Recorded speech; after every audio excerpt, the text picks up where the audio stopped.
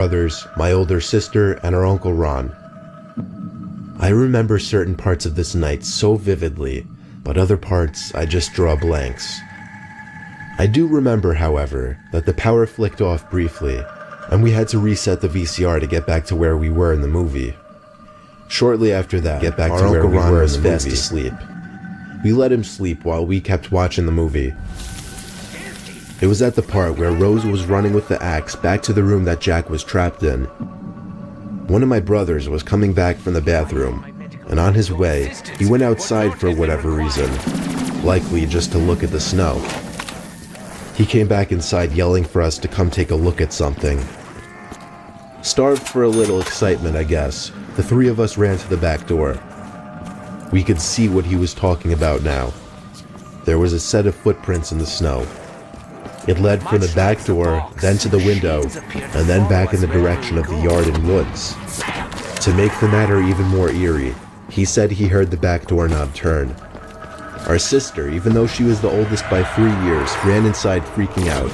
My brothers and I, on the other hand, were kind of excited by it and wanted to follow the footprints.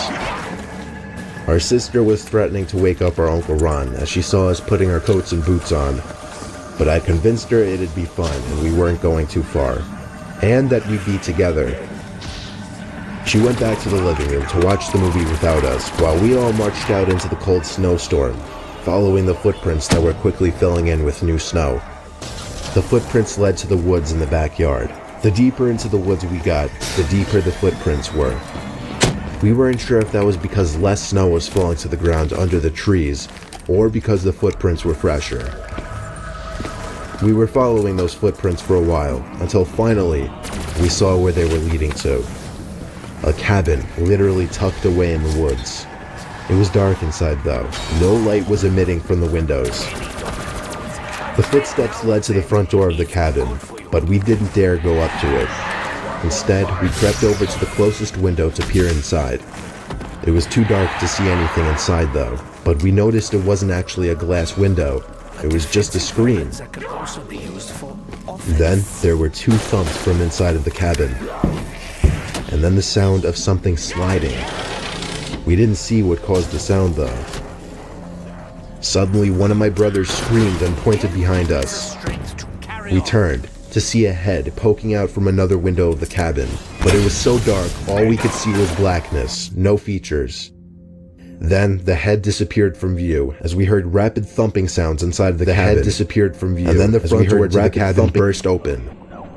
We all screamed and ran for our dear lives back in the direction of the house, following the footprints. I don't think we were actually chased though. The next day we tried taking our Uncle Ron on a hike to that cabin, but we couldn't for the lives of us find it. The creepiest thing to this day, we still live in the same house, and after all these years, we still never came across that cabin again. Will you choose the warrior, the mage?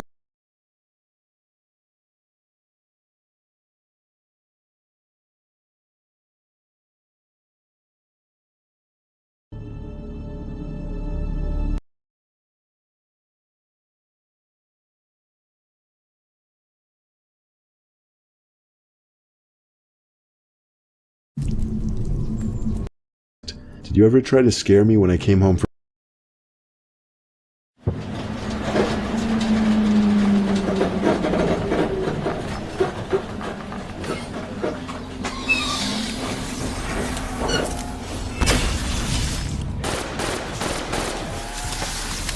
In 7th grade, we took an end-of-the-year field trip to an aquarium near school.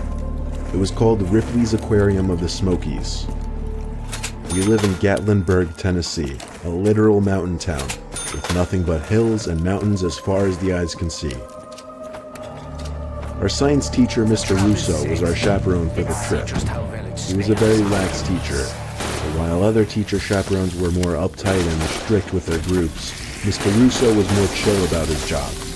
That may seem like a good thing, but because of his lackadaisical approach at supervising, my friend Aiden and I were able to easily bail from the aquarium lobby, away from the rest of the groups. We quite simply didn't want to wait so long for all the groups to move. The whole aquarium was empty, except for our classes, So when Aiden and I walked through the passageways, or I guess observation areas as you would say, before everyone else, we didn't see anyone else. We got the best views at all the big fish tanks and habitats.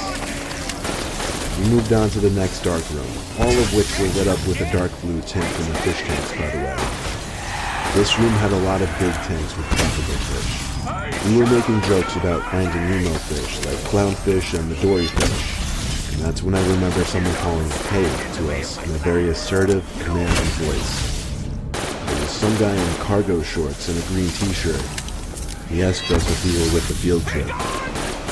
I was about to shake my head no, but Aiden said yes. The man told us to come with him right now. We both assumed he worked for the aquarium, so we followed. He wasn't leading us back to the lobby though. He was leading us through some narrow, dark hallways. I remember passing the bathrooms and a few exit signs hanging on the ceiling before reaching an exit door. He led us outside to some back area, I guess by the woods.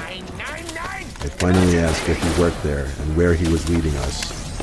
He said yes, he did work there, and that he had to drive us back around to the front of the aquarium in order to be let back in. It made just as much sense back then as it does now. But we were two nervous 7th graders who felt we were about to get in serious trouble. So when he led us to his car, we willingly got in the back seats.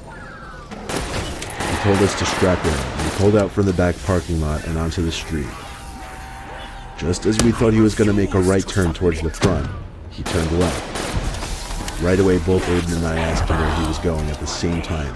He didn't answer that question, but about 5 seconds later, we heard the locks to the back doors click down, and he made some kind of threat along the lines of, "Either of you try to make any moves, I'll kill you." He then proceeded to slide out what appeared to be a big knife in his glove box as some kind of threat. Aiden and I sat in silence. I'm sure he wanted to throw up just like I wanted to.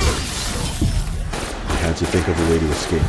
But we couldn't talk to each other because the man kept looking in the rearview mirror every other second. He was driving us uphill through some woodsy, isolated neighborhood until he finally pulled over onto the side of the road in what appeared to be the middle of nowhere. No houses, no through traffic. He told us to stay in the car as we got out, with his knife in his hand. He whispered to Aiden to be prepared to run as soon as I said to. The man came to my door, popped it open, and told me to step out. He told me to tell my friend that if he wants me alive, he better be in the car by the time we got back. I felt a deepening feeling in my stomach when I heard that.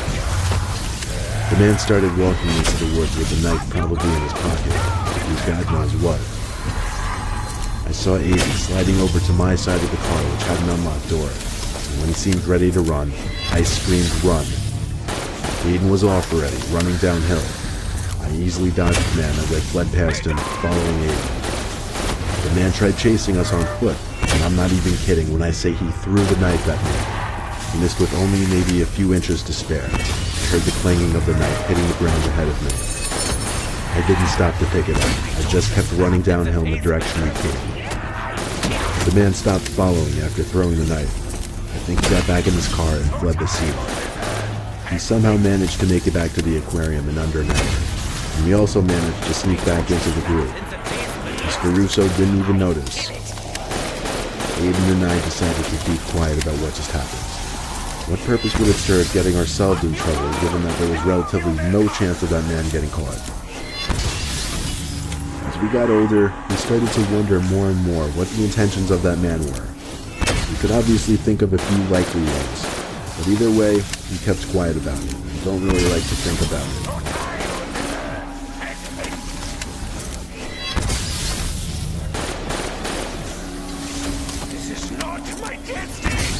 When I was in 8th grade, all of my classmates and I looked forward to our Washington, D.C. field trip.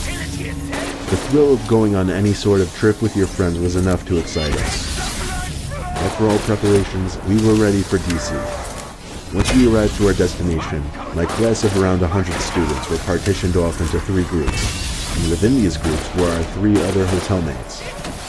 Each group was sent off in different coach buses, and we would be taken to different attractions throughout D.C., neighboring states, monuments, parks, food stops, museums, and more. After a long weekend of visiting educational sites, Our teachers decided to treat us to a colonial ghost tour one night.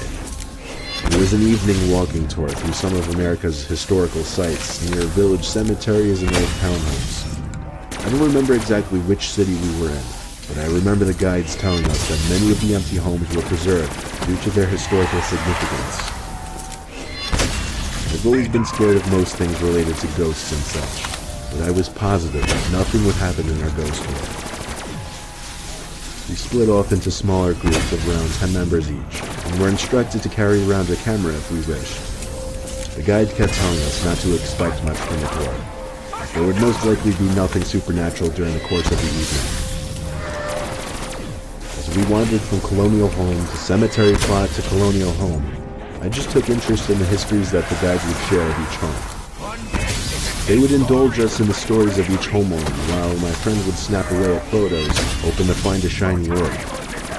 One of my friends, Jessica, that I was sharing a room with during that trip, was not one of the kids that were constantly taking pictures. She would take a photograph every once in a while, and spend most of the time listening. Our group reached a small 2-story home in the middle of the street. The house had an ominous blue hue to the windows. The house was vacant. I remember being very curious about this home. The tour guide began to tell us a little bit about the house. She had mentioned that the home had originally belonged to a man and his beautiful wife. He adored his wife, and the couple was thrilled to receive news that they would be expecting a child. Unfortunately, the wife had died after giving birth to a baby girl. The man was absolutely devastated and grew to resent his homely daughter. During her childhood, he kept her in the house as much as he could. He reminded her about how homely she looked and could not find her a suitor. Feeling that she had no other purpose, he had his daughter learn how to sew and weave upstairs, using her only good attribute, her hands. After hearing the story, I remember the sorrow that I felt for this girl. She and her father must have lived unhappily in that house until their deaths. My friend Jessica took a photograph of the house, and we both moved on to the next house. I kept walking until Jessica stopped and became silent, looking down in her digital camera screen. I walked over and scanned the photograph. I saw a gleam coming from the edge of the second floor window on the right. I had her zoom on the scene. After zooming in, I could clearly see 3 figures staring out from the window. On the way right was the translucent outline of a woman. A taller man was standing behind her to the side. Even more curiously, there was a third figure. It appeared to be a woman, but she was harder to make out. The body was there for sure, but her skin was not as clear. Jessica and I freaked out. The first woman and man made sense to me. I would explain the man and his daughter. But who was this third dark woman off the side? I raised my hand and had to ask the guide, was there ever another person that lived with his family at the house we just looked at? The guide looked surprised at my question and answered, yeah. During the time of their residence, they had a black female servant living with them.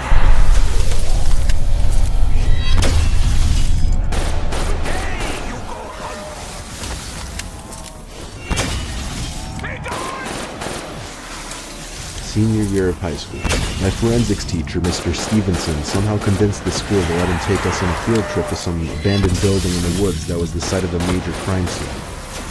I think he might have finessed it a bit and made the school think we'd just be studying the perimeter and outside of the building, but we did much more than that.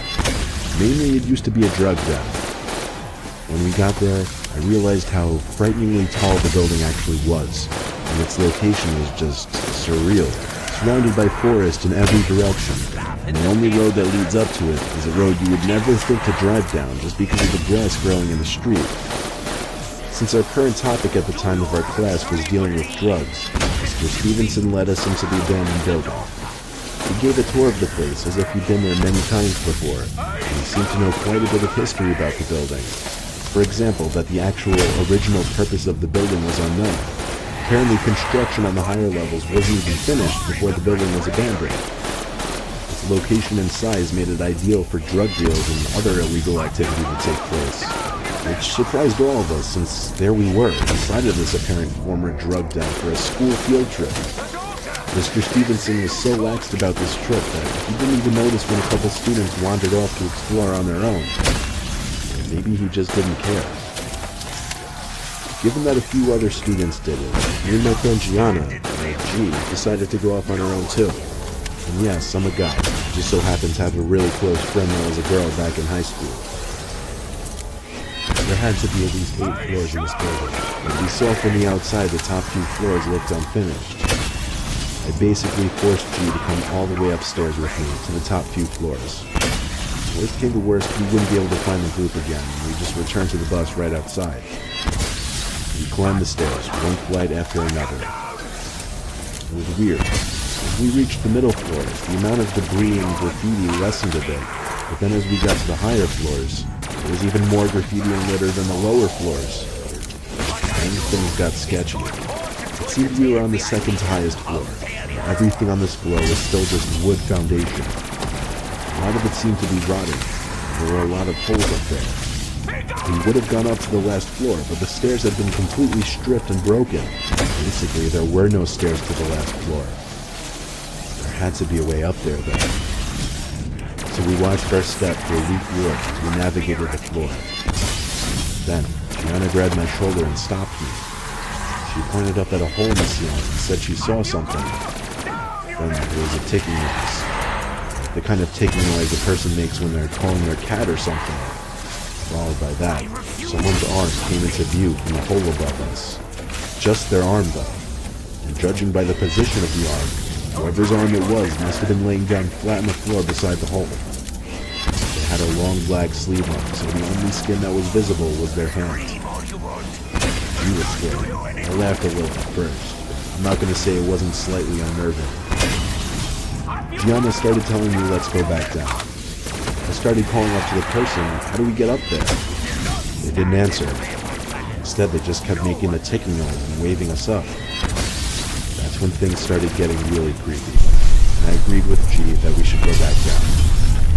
Right after I said this, the person pulled their arm out from the hole, and we heard the sound of a shoe quickly scrape the wood foundation above us, as the person was clearly getting up. We couldn't see though. I nudged Gianna to move. I was creeped out and just wanted to get back down. We were about to leave the main open layout room and back into the stairway corridor. There was a crash far behind us. We turned and saw a man on the complete opposite side of the room, facing the wall. It seemed he just jumped through one of the holes. He then quickly turned his head to look at us, without moving his body. There was something about his face and clothing.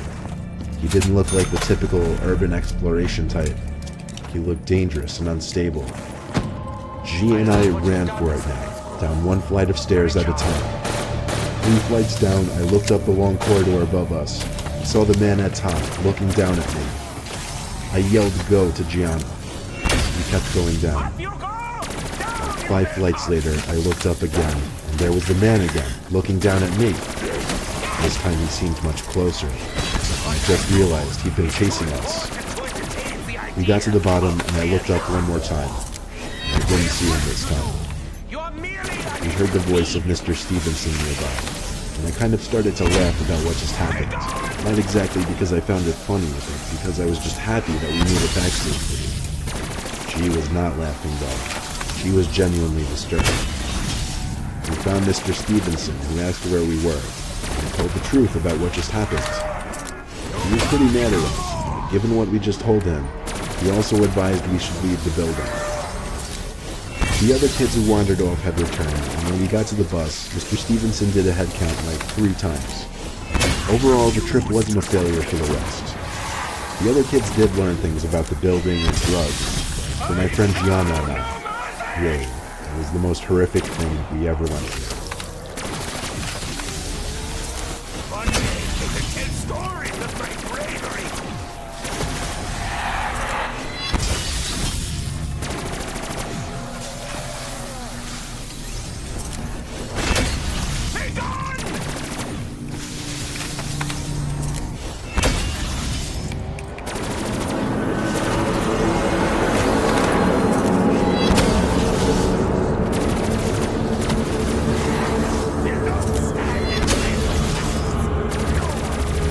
For the past 3 years or so, I worked as an overnight security guard at a mall.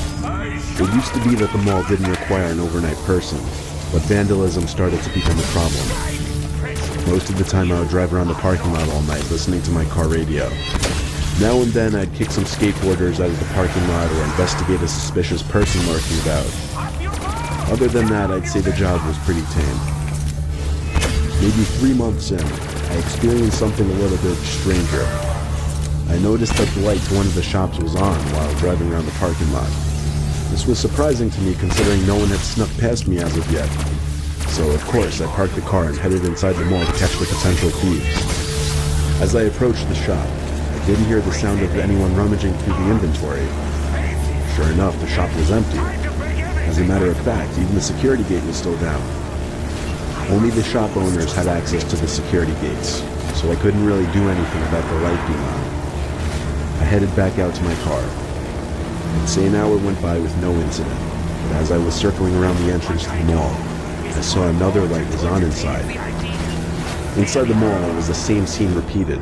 The light was on to the shop, but the security gate was still closed. I even tugged on the damn thing to see if someone heard me coming and just hid from me. Nope, it was locked.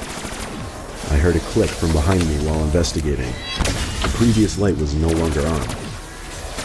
Maybe it was my mind playing tricks on me, but I swear I saw someone run behind the counter and hide.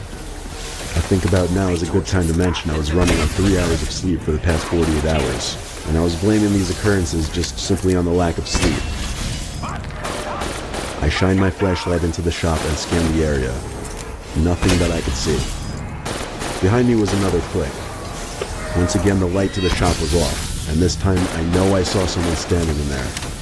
So I simply called out, "You can either leave with me or you can leave with the police." They didn't move, just stood next to the light switch. I approached the gate and turned my light in the direction of the light switch, and there was no one standing there. I did see that a clothes rack was fairly close to the switch, so maybe the light was catching the clothes just right and was casting a shadow. That was the most logical explanation I could think of, at least. I left the mall. I was pretty spooked from the events of that night, but after a few months, they were pretty much out of my mind.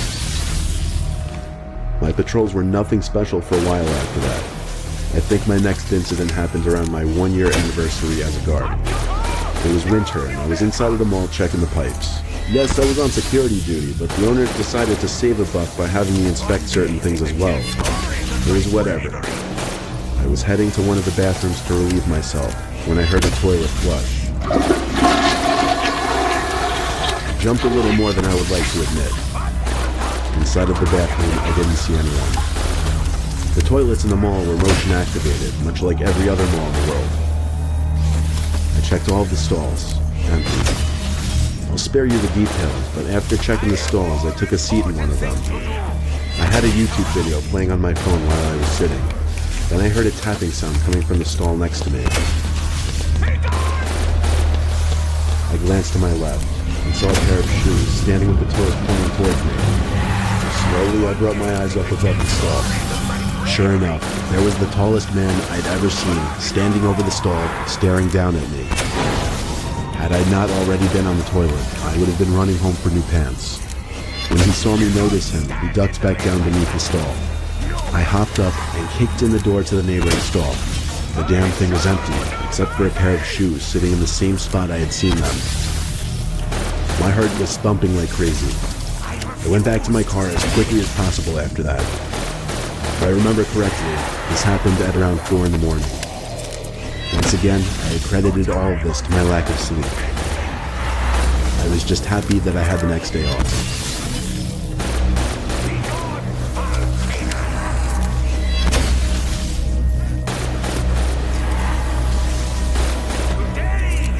My friend and I once went to the infamous, abandoned Rolling Acres Mall in Akron, Ohio. I call my friend Jake for this story for privacy reasons. We went at like 11 o'clock at night on a Wednesday night, since we didn't have school the next day. We snuck in through some door which had been jammed in by previous visitors. It was completely pitch black in there, obviously. We turned out our flashlights for a few seconds, just to really take in how dark it was. We explored the lower level, then went up to the second level by climbing up an escalator. As we were shining the flashlights into old closed-off stores, we heard a bang-like sound come from further down this upper level. I got scared and asked Jake if it could be security or cops. He said he doubted it, probably just more people like us exploring. But we did still try to move in the opposite direction from the sound, just in case.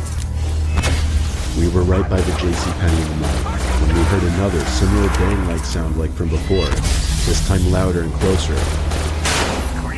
Jake and I turned off our flashlights now just to be safe. We didn't know who that could be. With our lights out, we did the best we could to make a little distance between us and the sound, without banging into walls or anything.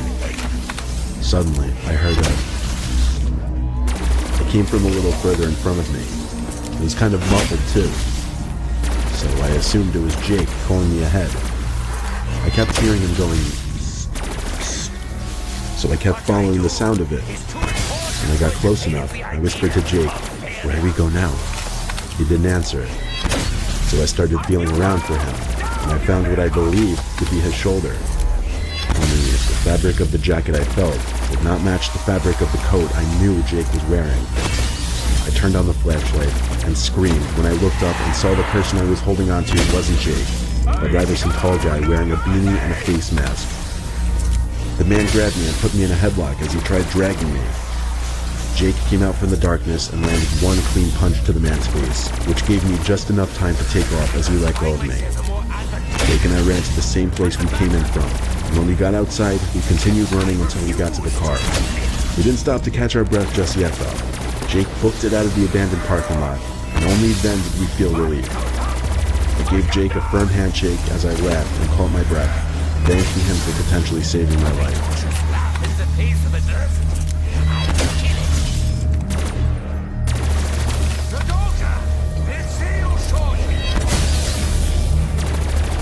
I used to work in a 24/7 general store in a mall in South Carolina, so while the mall itself would close around 9:30, our store would stay open all night. There were two entrances to the store, one from inside the actual mall itself, and then a back door that people could enter through after the mall closed. Past 9:30 I would always have to shut the gate, separating the store from the mall. Given that this was a smaller store, it was never really busy in the deep night hours, which also made my job very uneventful most of the time. But there was one night shift that turned out to be anything but uneventful. It was towards the middle of my shift.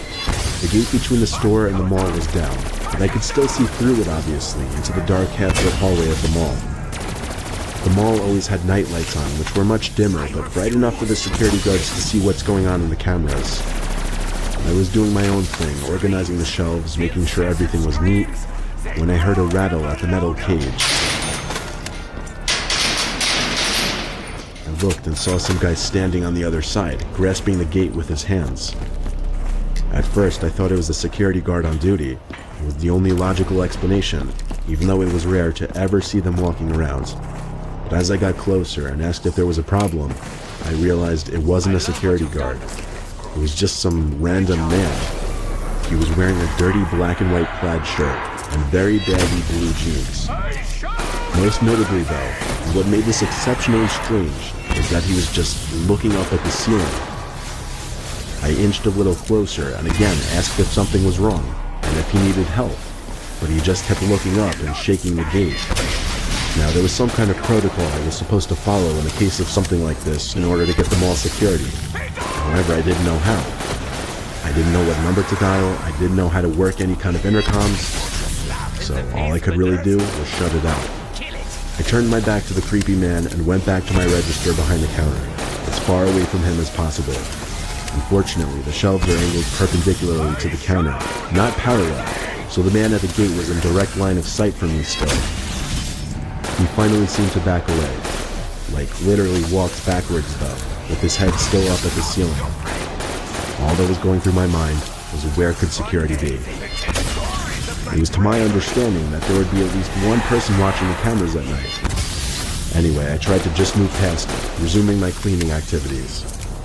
I couldn't help but look back outside to the mall every once in a while though.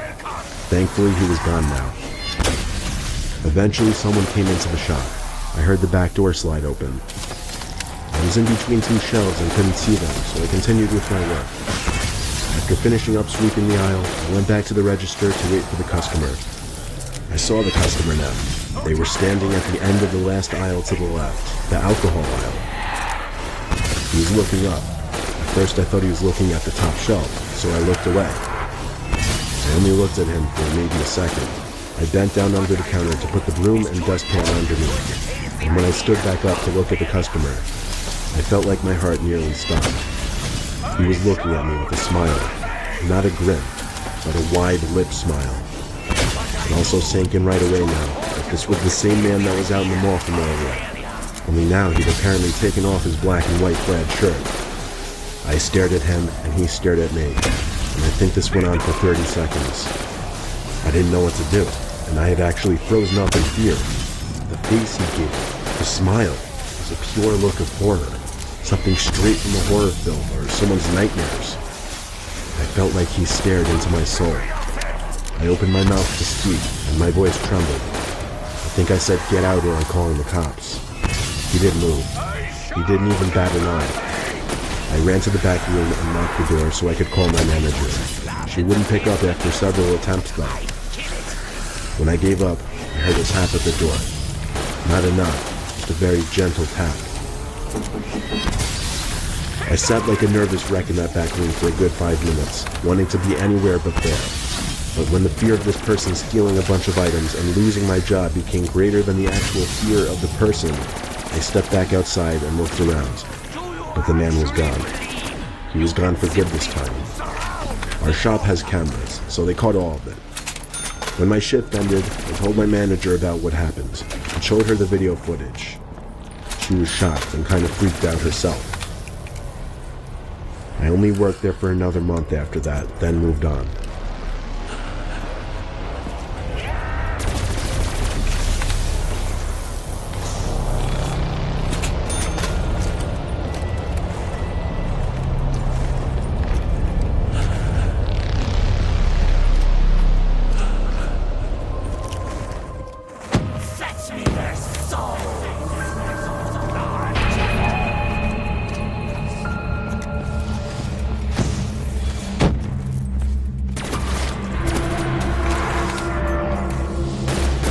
Early June 2017.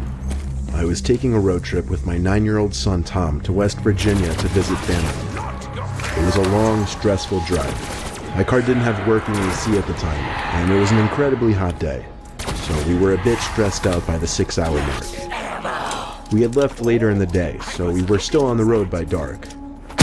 I think it was around 9 p.m. when we were still on the interstate, and Tom started complaining that he needed to use the bathroom. There was already tension in the car before this, but his constant complaining brought about a slight argument between the two of us. It was about personal stuff I'd rather not share with the internet.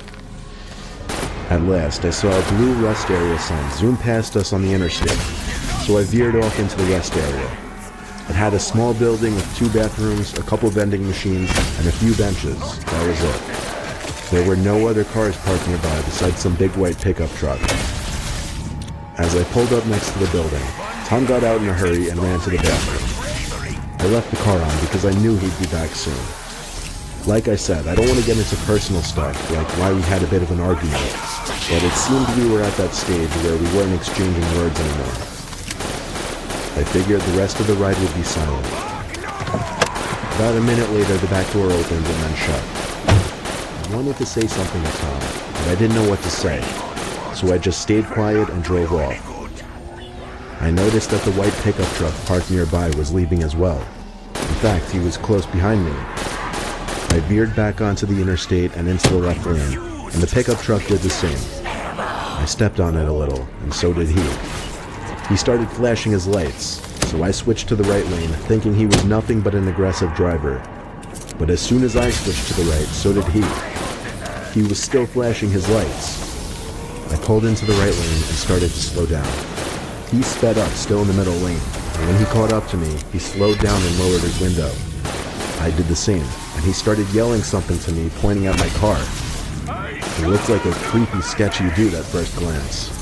I couldn't hear a word he was saying, so he pointed for me to pull over to the side. I told Tom to keep calm.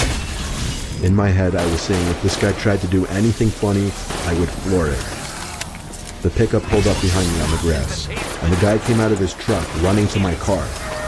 I put the car back in drive as my heart was racing, ready to drive. But then he screamed, "Wait." He got to my window and said, "That's not your kid," and pointed to the back seat. As he said this, I was confused and said, "What?" He said, "That's not your kid that got in your car." Suddenly, the back right side door opened, and I turned to see someone getting out of my car. Not my son, Tom. I got out from the car, screaming at the tall person who seemed to be a fully grown man, but they had already disappeared into the woods. I looked at the driver of the pickup and thanked him as I suddenly panicked, thinking about what could have happened to Tom. I got back in my car, crossed the grass between the interstate, and drove back to the rest area. The guy in the pickup followed me. We got back there in like 30 seconds to find Tom waiting outside the rest area bathroom. He got back in the car, all confused. I explained everything to him, almost out of breath, as did the pickup driver. I thanked the guy one more time before he drove back to the spot he was sitting in before. Tom was so intrigued about what just happened, and I was so disturbed that we were back on good terms again. We chatted the whole rest of the way and told family about it as soon as we arrived. I never even got to see what the person who got in my car looked like. Honestly, maybe I should be happy I never turned around to look at them, because I don't know what they would have done.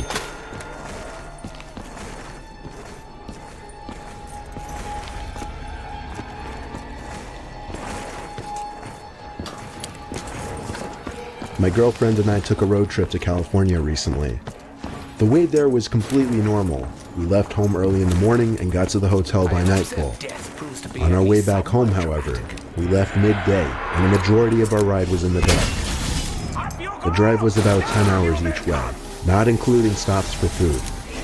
We made 2 food stops, the first after about 3 hours of driving, then one more much later and deeper into the night. We got off the freeway at like 12:30 at night and went to the nearest Wendy's for food. We got right back on the freeway after that. I ate while I drove, which my girlfriend wasn't too fond of, but I just wanted to get home sooner rather than later. Shortly after getting back on the freeway, it started to rain. My girlfriend forced me to pull over now.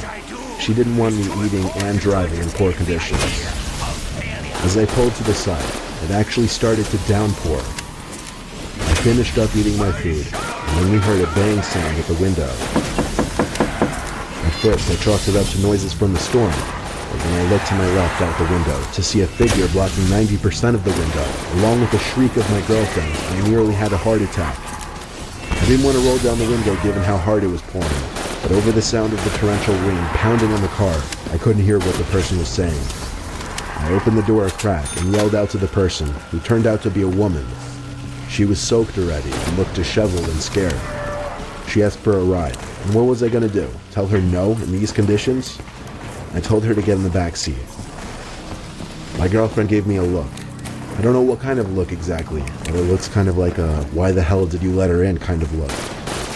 I asked the woman where she was heading. She didn't answer. I caught my girlfriend giving me a look again because of this.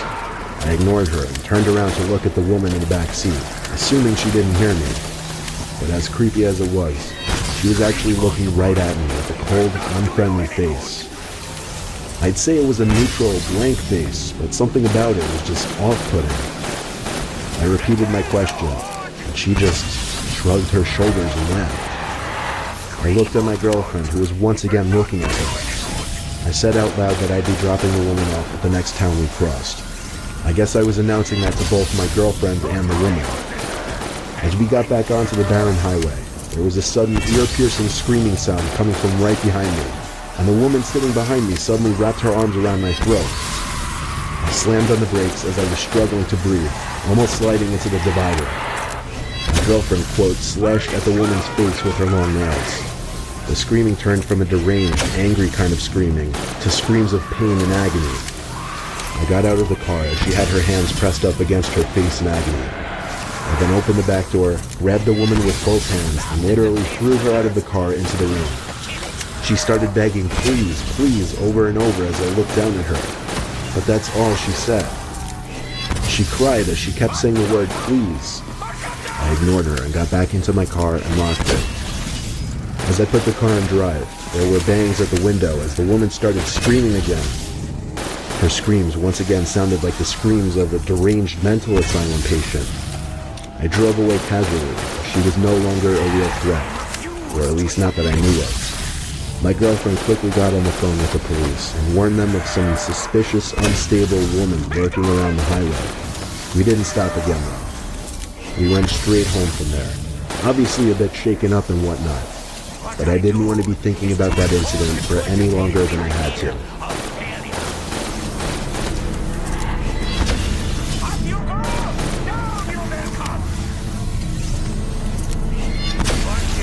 It was 2010. I was driving my Ford F-150 from my home in Pennsylvania to Georgia. I had family in the countryside of Georgia who I'd be spending the week with. It was going to be a drive of around 14 hours, and I planned on doing it all in one day.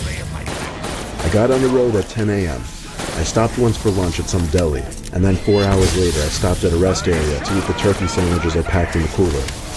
After that, I didn't intend on making any other stops, besides for gas one more time, of course. At about 11:30 p.m., I had just filled up the tank one more time, and now I had an ETA of about 12:30. I was admittedly getting very tired now. I didn't think to get coffee at the gas station for some reason.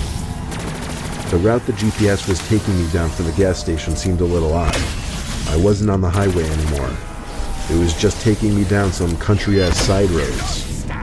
My truck is high up, so I got a good view of everything, and I also had a light bar installed, which really helped in lighting up these pitch-black roads. I was so tired, and I knew I shouldn't have been driving anymore. I was so close to my cousin's house that I had to keep going. I came to a stop sign and made a left turn off some quiet road onto an even quieter road. The speed limit on this road was 45 though, which was good. This road was empty of any kinds of buildings or houses. It was just woodland on either side. I was going like 55 to 60 miles per hour, blazing down this road since it really seemed like no other cars would be on this type of road at this hour. Then suddenly I saw like 4 shiny objects coming up fast in the road ahead of me. I slammed on the brakes, and as I got closer, I figured out what they were. They were traffic drums, like those big cylinder traffic cones.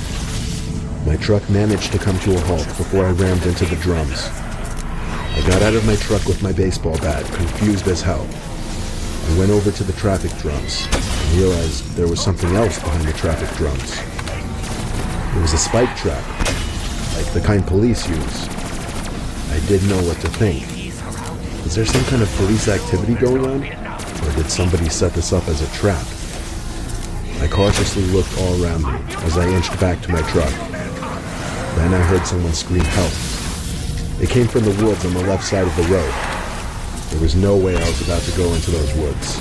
The most I was willing to do was call out what's wrong. No answer. I walked to the edge of the road and looked into the forest. The only reason I could see anything was because of the lights from my truck. In the corner of my eye, I spotted him. Without looking directly at him, I saw someone crouched down behind a couple bushes. I didn't run. I just casually walked back to my car. When I got in and shut the door, I looked to my left to see 2 silhouettes by the edge of the woods on the side of the road, walking towards my truck. I drove the truck to the right side of the road onto the dirt and past the spike trap. I don't think they anticipated me actually going around, but when I looked in the rearview mirror, I saw at least 3 silhouettes standing by the traffic drums, lit up only briefly by the taillights of my truck. A few seconds later, they were gone out of my vision and out of my life forever. This was not something I would have ever expected to happen to me. Nevertheless, I'm glad I made it out alive.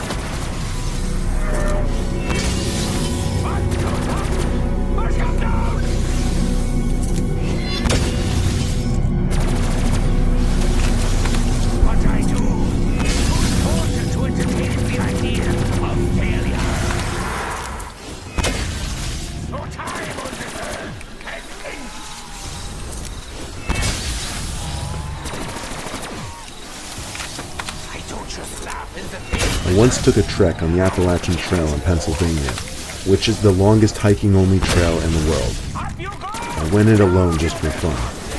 I went late in the fall though, so it was cold and there weren't many other people hiking. In fact, I think I only ran into like 2 other people going the opposite way.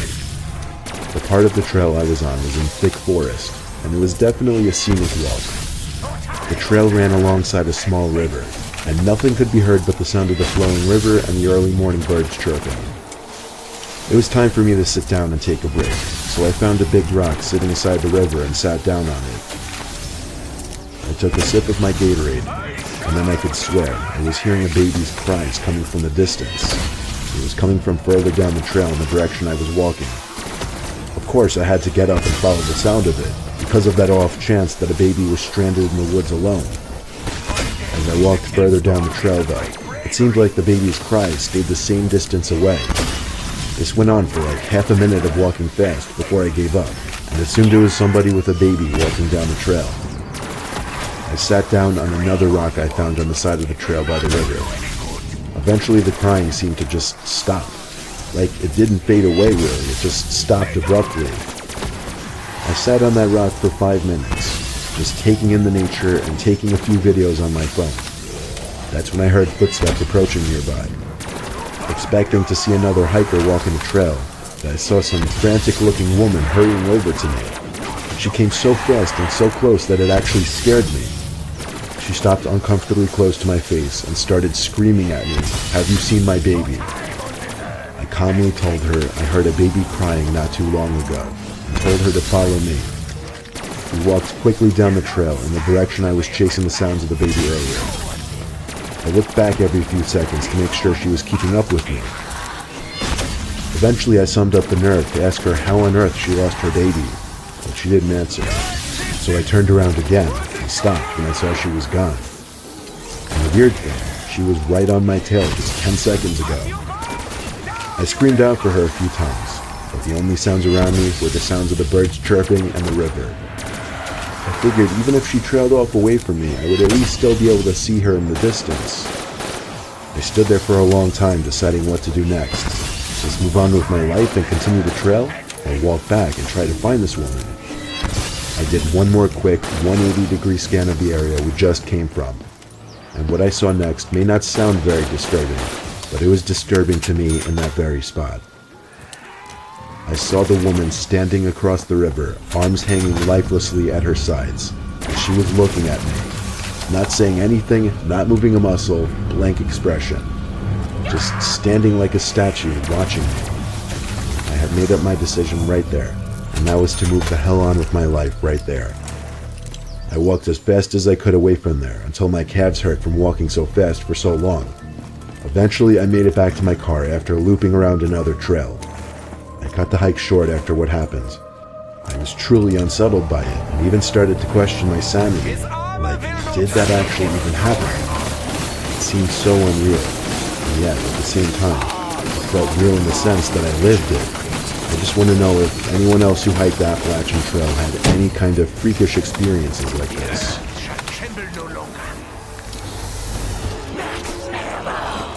Here we go again.